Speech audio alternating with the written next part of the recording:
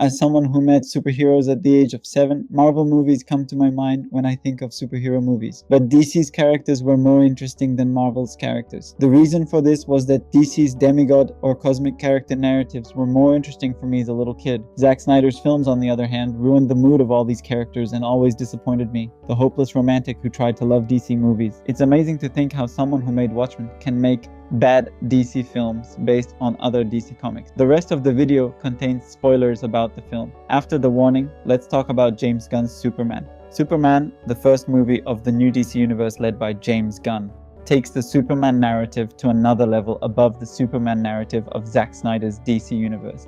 Even though Gunn makes a movie that introduces us to the character, we do not see a Superman who has discovering his powers and himself. Henry Cavill's Superman was a more godlike and stronger Superman, but just being a good Superman is not enough to create a film or a hero and convey this hero to the audience. Just like in life, the protagonist seems to be someone who randomly applies power fantasies without a solid and well-grounded antagonist. I think James Gunn's Superman does a good job of that. His handling of Lex Luthor and the way he shows us his efforts to eliminate Superman for his own interests was very satisfying. Lex Luthor is not only a good and gripping villain for the film, but also allows us to approach Superman from a different perspective through Vasil Gurkos, Baravia, and Jarhanpur. The film gives many different messages other than the message it gives around this Pentagon, and I like the way it handled them. Having praised Lex Luthor so much, ladies and gentlemen, I have to tip my hat to Nicholas Hoult, who plays Lex Luthor. The only thing I can criticize about the character of Lex Luthor in the film is the handling of the character of Eve, who provides the revelation of Luthor's plans. The character Eve played an important role in the film as Lex's girlfriend and assistant. Eve, who was obsessed with the character Jimmy and wanted to continue meeting with him, was delivering the information she learned from Lex to Jimmy in order to meet and date with Jimmy.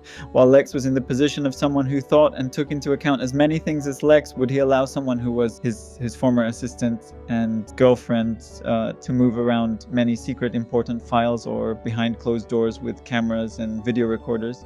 Yes, maybe it's just a phone and selfies, but still, considering the rest of the film, it serves to connect the events in the film to a point, but I can say that it falls far, far below the level of the film. Falling below may not be the right way to describe it. If I need to explain it correctly, while Superman, Lex, or other characters in the film face something and face their results and goals, the way Eve's event took place and dragged the film did not satisfy me much. On the contrary, it caused my face to fall while watching the film. I like the way the relationship between Clark Kent and Lois Lane was handled, but similar to the Eve issue in general, even if these people were journalists, the fact that someone who was both a journalist and Superman interviewed him and shared it with his colleagues, or similarly, the inexplicability of the interview Lois received from Superman broke the magic of the film in my eyes.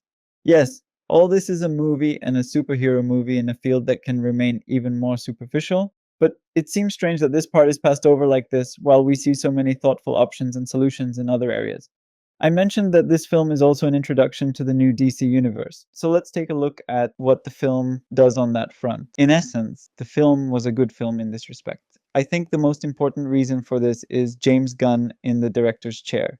With his Guardians of the Galaxy experience, he has handled how and to what extent and how he should add the characters to the film. Did not spend unnecessary screen time on these characters and did not slow down the pace of the film in order to explain Hawkgirl's character point of view. Those scenes, the characters, the camera, and the script focused on what they needed to do. In general, I can recommend you to watch the Superman film, which satisfies you with an immersive superhero story and character workings. Although the film contains action scenes, it may make you unhappy in this regard compared to any superhero film. However, considering that the film will be the first steps of a new superhero universe, it didn't make me that unhappy. Take care of yourself and see you next week in the Popcorn Diaries. I know what you did last summer.